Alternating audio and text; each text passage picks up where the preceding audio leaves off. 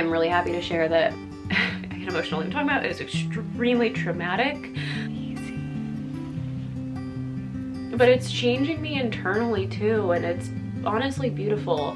If you would have told me like, you're gonna go through this, what do you think you're gonna get through, like what do you think you're gonna learn, I would have never said that. At that point have a different view and perspective than you would have ever had at the bottom of that mountain. So all right, it is Wednesday, April 9th. It has been a couple months since I recorded. Has it been a couple months? About a month since I've recorded, and so much has happened in that month. And I don't know if everybody's journey going through cancer is like that, but it has been a whirlwind and so many ups and downs. So I've been feeling like it's time to catch up. So let's get into it. This is gonna again be just like kind of a ramble, catch up, update, and we'll go from there. Not sponsored. Just showing you. I love this. It's plant-based protein. Whey protein has been really not sitting well with me during all of this, so doing a plant-based protein, and this is really, really yummy. I think I've showed you guys this before actually, but anyways, random side note. All right, I think the last time I recorded was the beginning of March, and I didn't really have a plan on like how much I was going to record or what I was going to share, and I'm glad I didn't because things just got really crazy. So I think I was finished with my second treatment when I was recording, and then I was going into my third treatment. And after my third treatment, things just got crazy. So I ended up actually going to the ER twice out of my first 3 treatments, which is, I don't think that's normal. But I'm sure some people experience it with different side effects and different, you know, all of our bodies are different and all of the cancers are different. And so I can't speak for really anybody else but myself, but it feels like it's been crazy and it feels like it hasn't been normal. So that's my experience. Anyways, so yeah, I went into my, the second treatment you guys saw, and that I was in the ER for shortness of breath, and it ended up being really bad dehydration. And so fast forward after the third treatment, it's hard for me to talk about, and I'll probably talk about this in depth once I'm like further past it, because this, what I'm about to share, was extremely like, I get emotional even talking about it. It's extremely traumatic. But I just want to update you guys. So that's what I'm gonna do now, and I'll get into maybe sharing the full story in the future. So anyways, after the third treatment, I ended up, long story short, coming down with a drug reaction rash. And this is different than an allergic reaction. An allergic reaction is like hives, and it can be as bad as like anaphylaxis where your throat closes and things. I know you guys have probably heard about all that. For my non-medical people that are watching, a drug reaction is more intense, and it's specifically a reaction that your body like your body's immune system has to a certain medication. So going into chemo, like they're all new drugs and they're all really harsh, intense drugs, medications. I probably shouldn't be saying the D word on YouTube, but so let's switch it. Anyways, so your body's being introduced to all these really new harsh medications, and you don't know how they're going to respond, how your body's going to respond. There's all types of side effects. Many people have heard of them, but I didn't think about having a reaction like this. And so anyways, ended up having a really severe medication reaction rash, to the point where, again, my medical people will know this, medical people will not, but non-medical people won't, but I'm gonna explain, where they had to biopsy my skin, and they were really concerned for Stevens-Johnson syndrome, which is a life-threatening reaction. It's kind of the worst of the worst medication reaction that you can have. Look it up yourself. I'm not gonna go into detail right now about that, but just hearing those words and knowing that that could be what was happening to me was extremely traumatic and scary. And in that, like, you're just kind of waiting to see if that's what's gonna happen. Like, you have no control over what happens to your body and how your body reacts. And so there were a few days there where I was just sitting and waiting to see what my body was gonna do and if that was gonna develop. And that was the scariest, one of the scariest. There's been so many scary things, as you could imagine, going through this. One of the scariest things though I've ever had to face, because it's life-threatening. And so just sitting there knowing, like, again, you're given the diagnosis of cancer and you faced your mortality, and then going through this again, I'm facing my mortality again, and just having to sit in the possibility of that is what I might be facing. So you can only imagine that it was extremely traumatic. But beyond that, in that time, we're waiting for the biopsy results to confirm or deny if that's what it is. And in that time, the reaction ended up getting so bad, we were like, we need to go to the ER. So went straight to the ER, and from there they admitted me. And again, I'm kind of making this a long story short because there's a lot more that I could share about this experience, but they admitted me. I was there for about 2.5 days as we waited for the biopsy results, waited to make sure the rash was getting better. Again, really, I'm talking about this, but it was extremely traumatic. Like, I'm still processing it. That was like middle of March, so not even a month out from that. Anyways, as you can see now, I'm okay and got through that. It was not the Stephen Johnson syndrome. Thank God. Like, thank God. That was but still very scary, very intense. Yeah, again, I will maybe when I'm ready share like that whole experience, just again to like document for myself and to help anybody else who's experiencing scary unknown situations and challenges. But coming out of that, we obviously had to switch my regimen because I had a reaction to one of the chemos. And so God bless my doctor, my oncologist, he's amazing. And he was like pretty sure which one it was, but there's still a little bit of unknown in that. Like, he could be wrong, but he's really good at what he's does, and he's been doing it for a long time. So I did trust him. But of course, you could imagine like going through something that traumatic. I was very scared going into my next treatment. So I've had a treatment since, and there's been no rash or reaction. So we did get the right medication, but that means we had to switch my regimen. So that's been a little scary too. However, in the midst of all of this, we had my first scan to compare from the very beginning to see how my body was responding. And I'm really happy to share that my body responded really well to the first few treatments. And the results were so good that we have the ability, the time, the space to switch the regimen, take away, add things, and figure it out, because again, my body responded so well. Thank God, thank the universe. So that's where we're at now. So I am going to be going into, so I've had 4 treatments now. I'm going to be going into my 5th.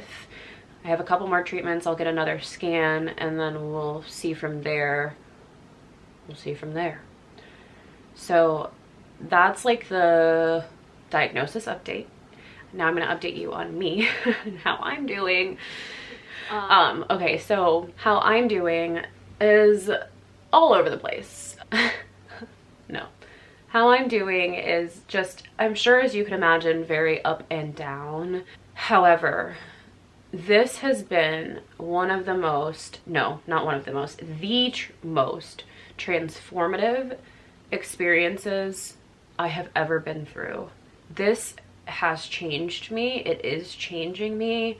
I was journaling the other day about how I actually, this may come as a surprise when you think about cancer, I feel the most confident I've ever felt. I feel the most beautiful I've ever felt. I feel the most love for myself that I've ever felt. I feel the strongest I've ever felt.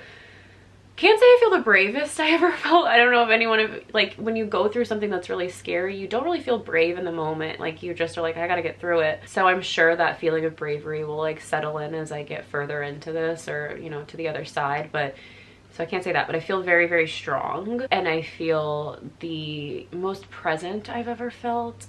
I feel the most gratitude I've ever felt. I feel, honestly, the most alive I've ever felt.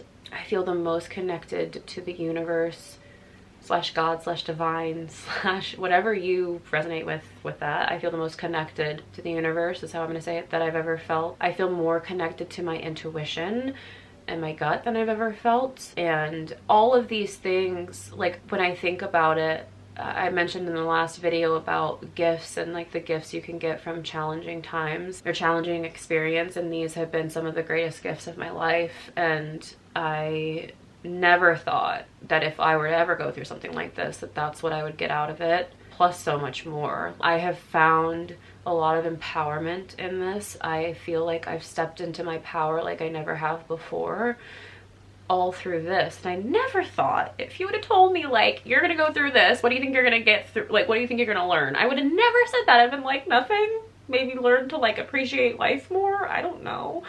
But it's changing me internally too, and it's honestly beautiful. And It's not like that all the time though. Like I said, there's ups and downs, right? And like that's like the overall how I'm feeling. But I'm actually going to insert a clip here of how I was feeling earlier today.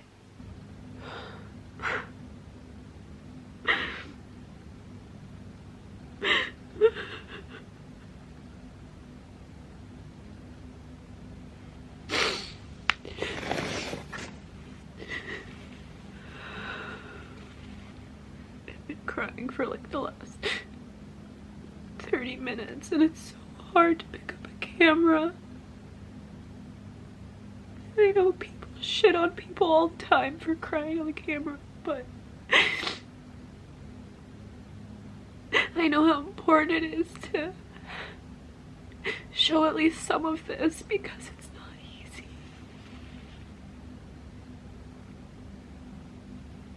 I would be not doing this justice, like this journey justice, or I honestly feel like being truthful if I didn't show some of this. It's not for pity. I honestly don't want people to be like, oh, I'm so sorry. It's to show like the realness of it, and I feel like if I get on this camera every time and I'm just updating you and I seem fine, it's not real. So anyways, I'm not gonna stay long on here crying, but I just wanted to show some of this.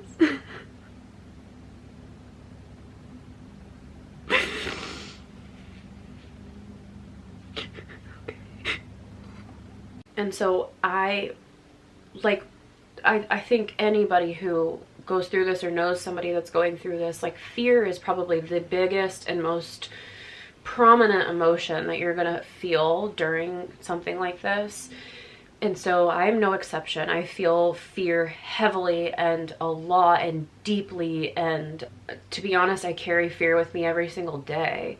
But for me, I'm taking that as something to learn from, and I have been practicing going into the fear and facing it and feeling it and asking it, what is it here to show me? Because I believe that emotions are here as signs and signals to show us something, always. And I think the depth and like bigness of the fear that I'm feeling is here to show me something. And if I can be brave, so I guess I have been very brave in that sense, if I can be brave enough to go into it, to face it, and to not turn away from it, try to avoid it, to try to distract, then I feel like it's going to, and it is already, like changing my life.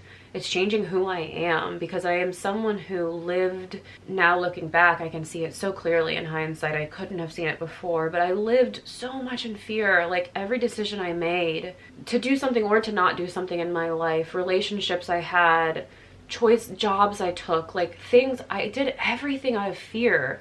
And it could have been something of like fear of what other people would think, or fear of letting people down, or fear of looking a certain way. But fear was always behind all of those decisions. And so I realized that I have lived the entirety of my life in fear. And I, especially getting through this, I don't want to live the rest of my life in fear.